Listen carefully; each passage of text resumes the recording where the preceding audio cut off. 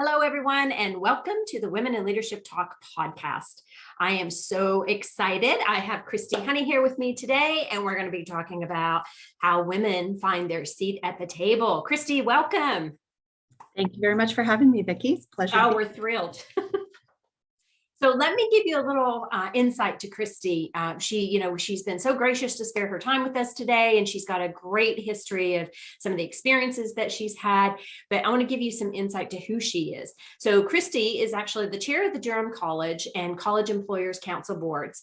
She's also the chief administrative officer for the Township of Uxbridge, which is a leading northern municipality in the region of Durham. Kristi has over 20 years of executive leadership in both the private and the public sectors, including starting her own global consultancy that grew to a multi-million-dollar enterprise. That enterprise was recognized by Microsoft as a top 5% global partner. That's quite the achievement right there. And Kristi is a graduate of Durham College and was recognized as an alumnus of distinction. She also holds a Bachelor of Management and Master of Business Administration degree. She's an active volunteer within the community, supporting causes that promote human rights and environmentalism. So Kristi, thank you. And what a nice background you have. We're just thrilled to have you here and get into this conversation today. We may kind of go off in different directions because it sounds like we have a lot to talk about. So let's jump in. One of the things that I hear so often from clients, but also just my network and women that I support is, how do I get that seat at the table? And so you clearly have done that multiple times now, but let's talk a little bit about your background. I know you've had a variety of things that you've done, but maybe just share a bit about that. Oh, thank you, Vicki. So first, married mother of two. I have a 17 and 19-year-old. And as you shared in my bio, a varied career. So I started in the private sector. I moved over to the public sector and have had an opportunity to give back to a number of organizations. So I started my career in consulting and then established a software reselling organization with a consulting practice. And I grew that to, as you mentioned, a multinational enterprise, which I sold in 2008. And so since then, I've had the pleasure of really focusing on what I'm passionate about.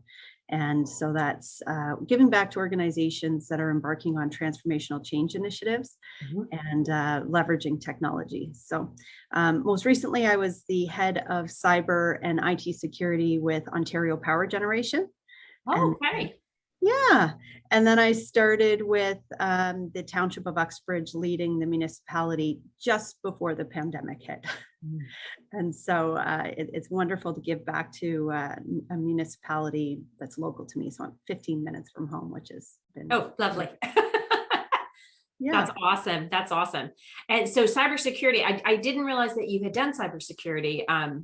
Last week, I was at the Women in Cybersecurity Canada event, and what a great show. I mean, just so many amazing conversations. And I have to admit, I was a little scared when I left because I was like, oh, okay. Because there, so many conversations around zero trust. I'm like, no, everything I do is about helping people build trust and build relationships. And they're like, don't trust anybody when you're getting, phished or learned a lot. There's a lot going on. And even with the dark web, like, wow. So kudos to you. That's amazing.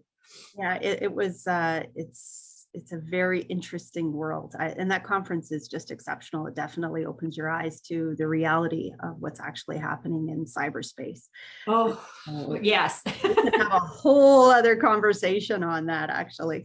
And there's a great program through the Competent Boards, actually, that is focusing on governance in today's world of cybersecurity. So actually, there's a wonderful book by Hella Bank Jorgensen called Competent Boards and Stewards of the Future. That's what it's called. Anybody that's looking to get onto a board, I highly recommend having a look at that book. She's a Canadian author. She's got global experience in ESG, so environmental, social, and governance. And her book is all about 21st century issues, including climate change, cybersecurity, and how, as a board member, we need to tackle these items around the boardroom table. So Yeah. it talks about the pandemic in the book too. So it's a very current book. So it's very recent. Okay. I'm ordering it as soon as we hang up today, because I will send you a copy. It's awesome. okay, awesome. Oh, that's wonderful. Yeah. And I think, the more we can educate ourselves and get out of our bubble, because we do live in our own little bubbles, right? Sometimes we have to, just because there's so much coming at us all the time. But you brought up some really important pieces there about governance, and, maybe share a little bit about why is that so important to you? Because a lot of people do put their head in the sand. So why governance, and why getting that seat at the table? Why was that important for you? So in my 20s, that's when I had my businesses actually. I was introduced to the Board of Governors at Durham College when I was recognized as their alumnus of distinction. And that's when I first learned about boards of governors and governance and how the board oversees the organization.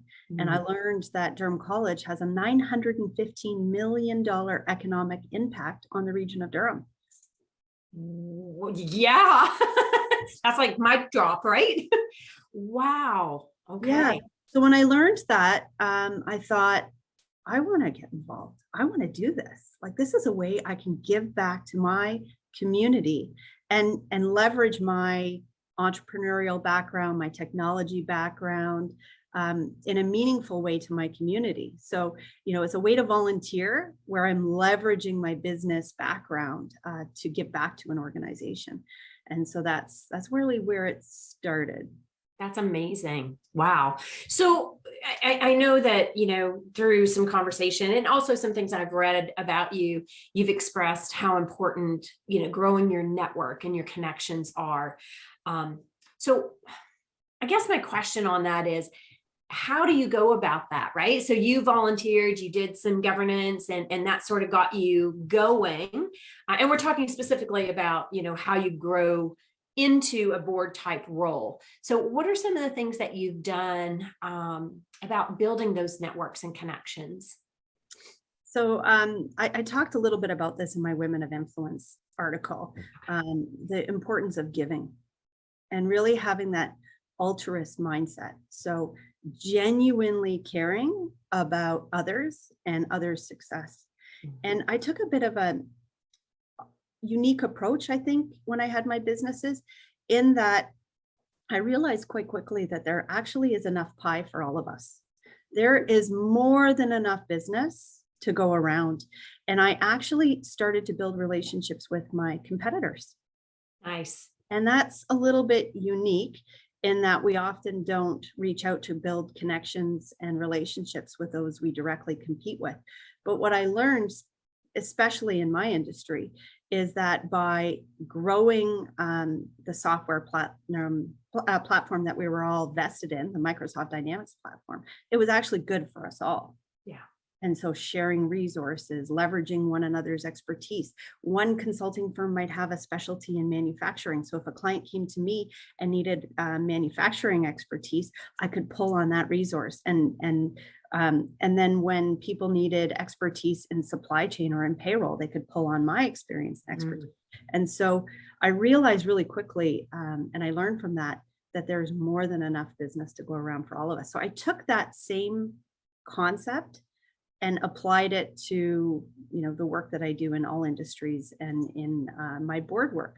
That, when you genuinely care about others and their success, and you build those meaningful relationships, it's just exponential what comes back and the opportunities. And it actually became, I'll almost say, like a bit of a game for me. Like, good came to me and I would give some of it away, and then more would come.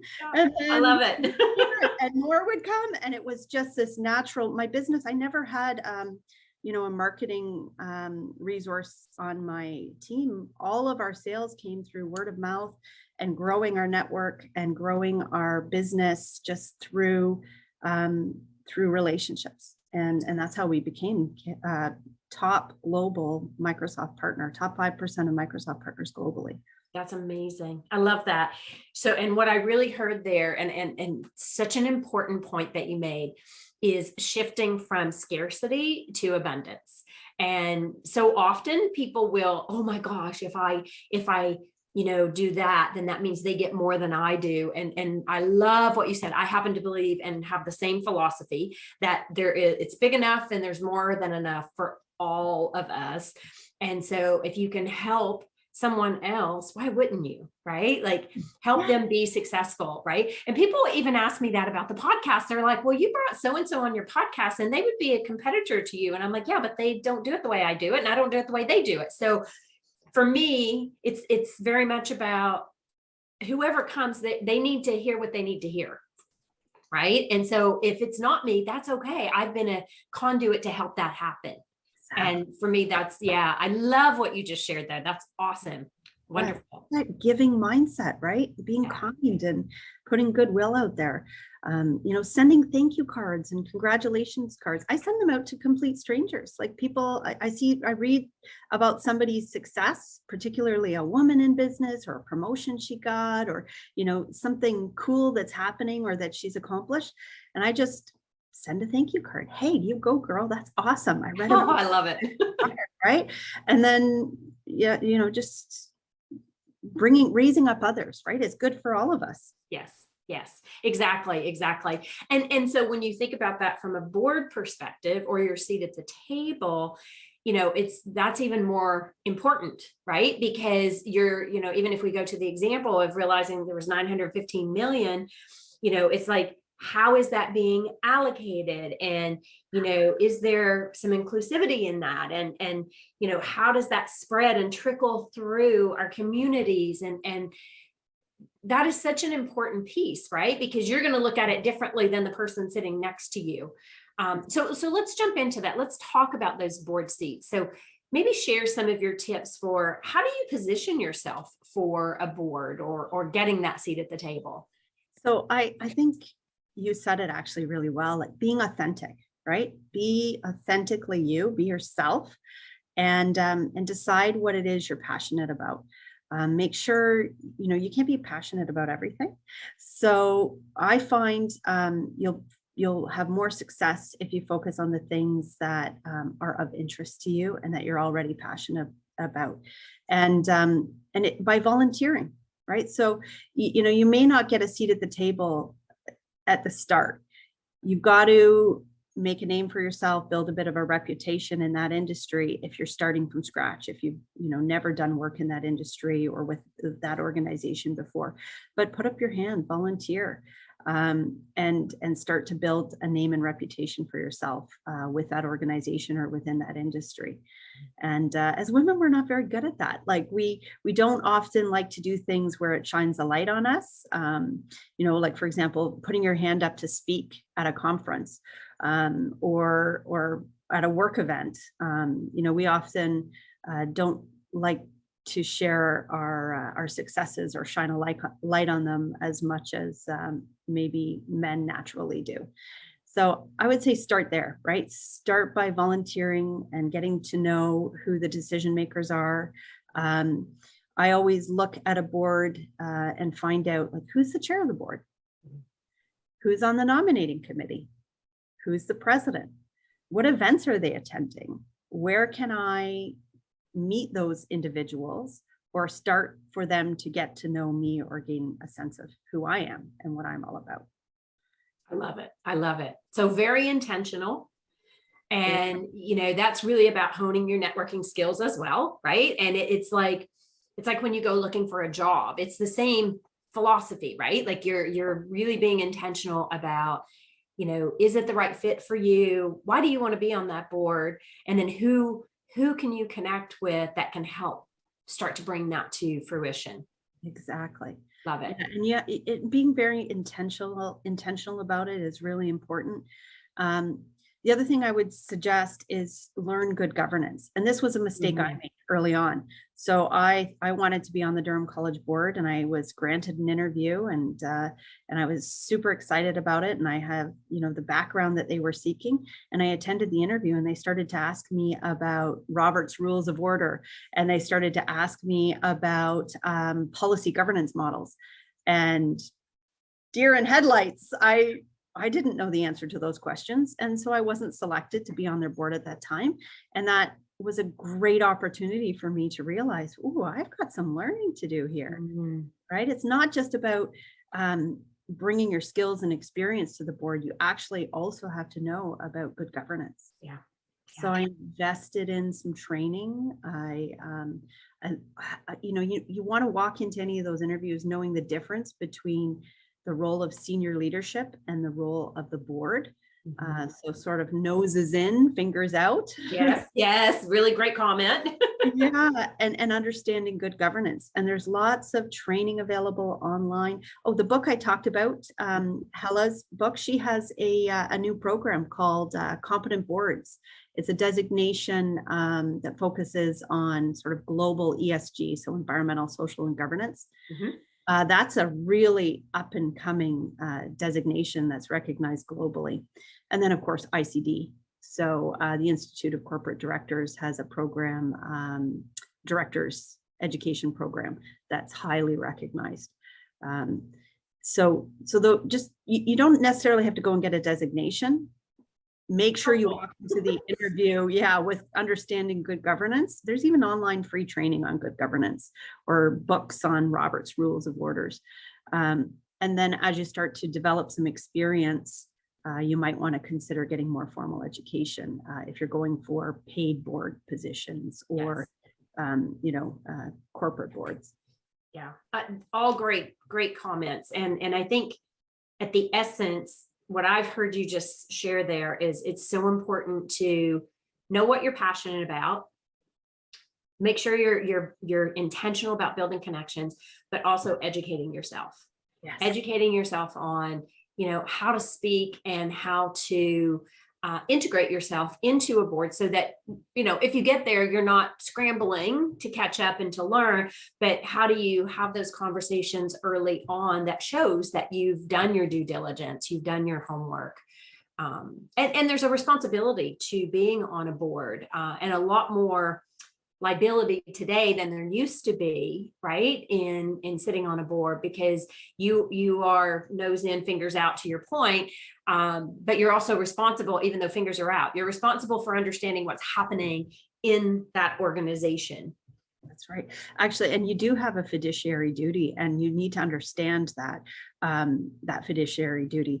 I always, when I'm researching a board, if I'm considering a new opportunity, I always read their strategic plan. I read their annual report. I read their financial statements before I even apply. And I also inquire as to whether they have director's insurance, so that I'm making sure from a legal liability perspective that I'm protected, that the board's protected, and that the organization is protected, especially in today's world of, climate change and cybersecurity and the Me Too movement and all of those critical social, environmental, and governance issues. You want to make sure you're adequately protected.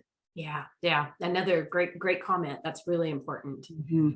So I know that we had talked about earlier about, you had mentioned about listening and getting to know others as, that key factor. Why is that so important versus you rushing in and trying to, I'm Kristi, here's who I am, here's what I've done. Why is that so important? And what insights have you learned from that? So early on in my career, I would attend events, chamber events or networking events, especially being in the consulting world. And I would see individuals that were just awesome at working the room, and they would go and they'd leave with a stack full of business cards, and they would have left behind a stack full of business cards. And good for them, because that was their strategy and it worked for them. That's definitely not my strategy and not the way that I feel comfortable showing up. And what I learned really quickly is I didn't need to work the room. So I actually found it far more meaningful to get to know the people at my table Mhm. and to just listen and create deeper, more meaningful relationships and ask questions about their business and about their priorities and their goals and listening to their story. How did you get to where you are today? And I would leave an event maybe with one or two, maybe three business cards. But I left that event knowing exactly how I could support that individual.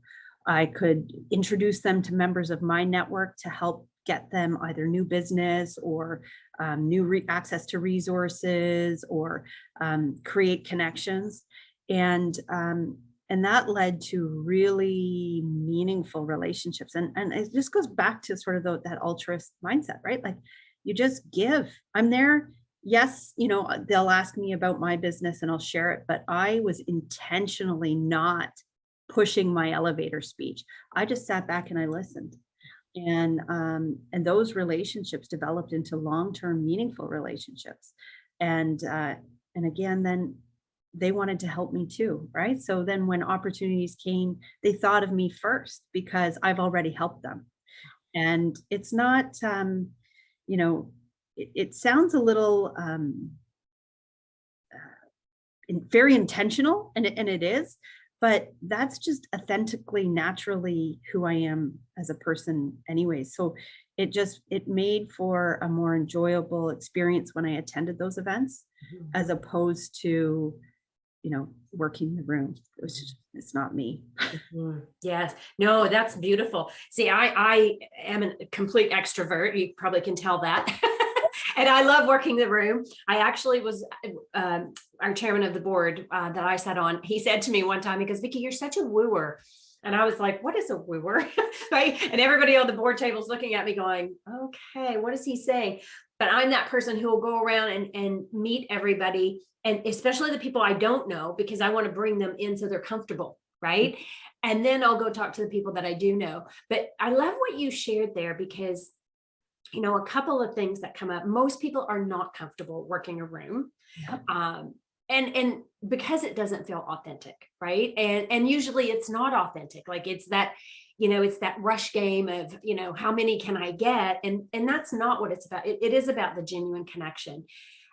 Couple of points that you highlighted there was listening to connect, right? That is such an important component, and being authentic.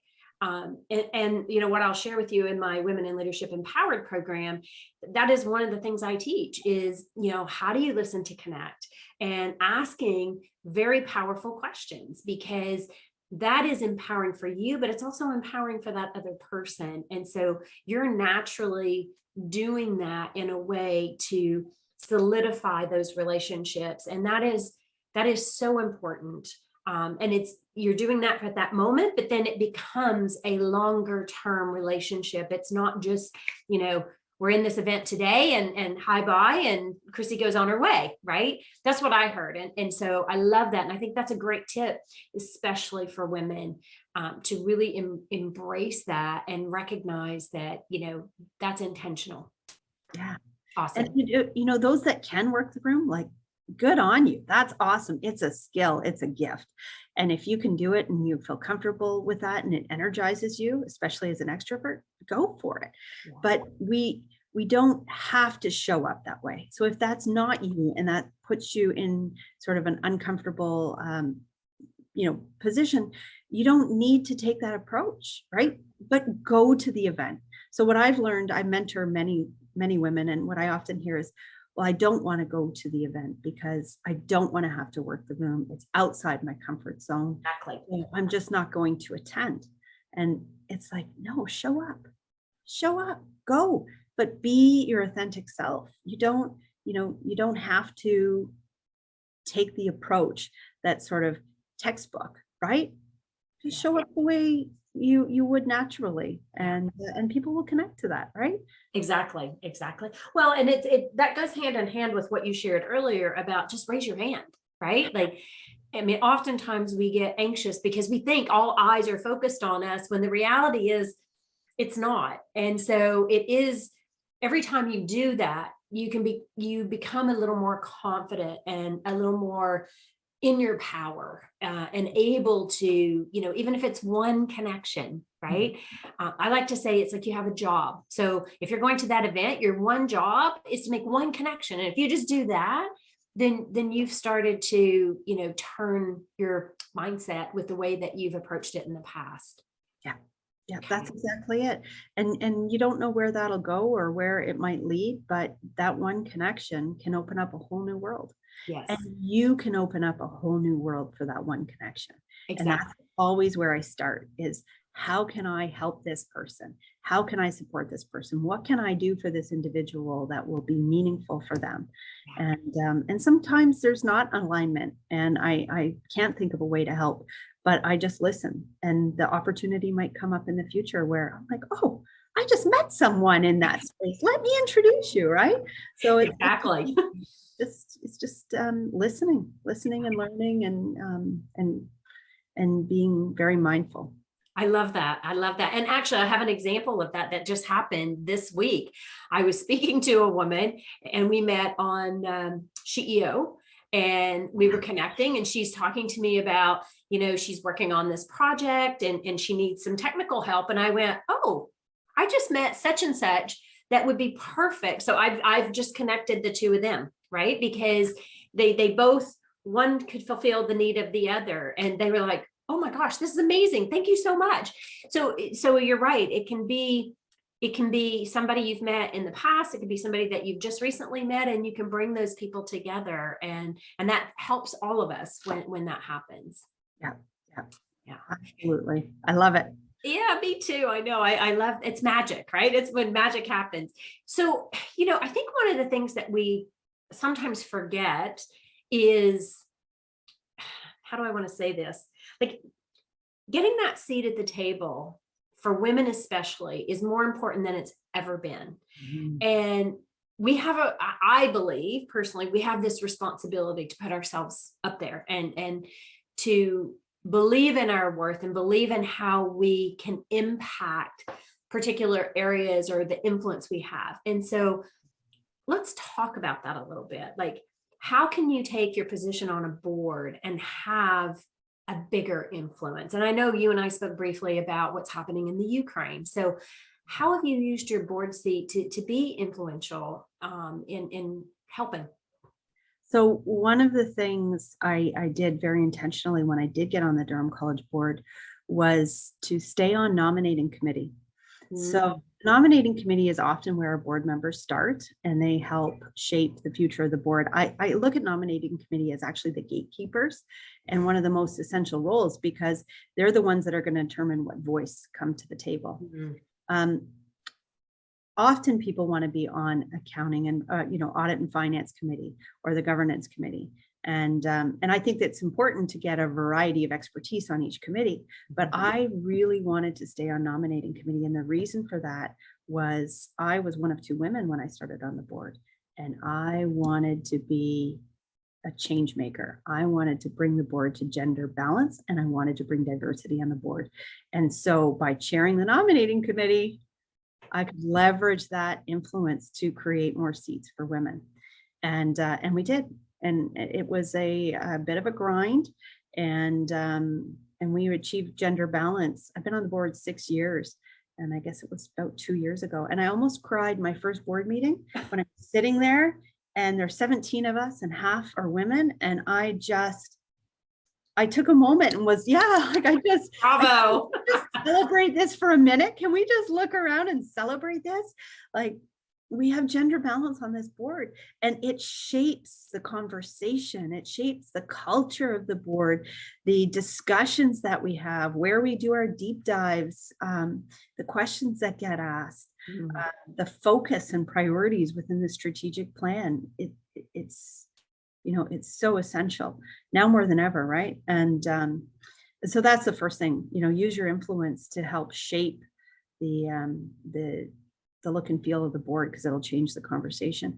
And then, you and I were talking about how you can actually take that outside of the boardroom and leverage your platform. So recently, of course, I heard about the war in the Ukraine, And my husband and I really wanted to help. I connected with an organization called Ukraine to Canada and just said, like, how can I help?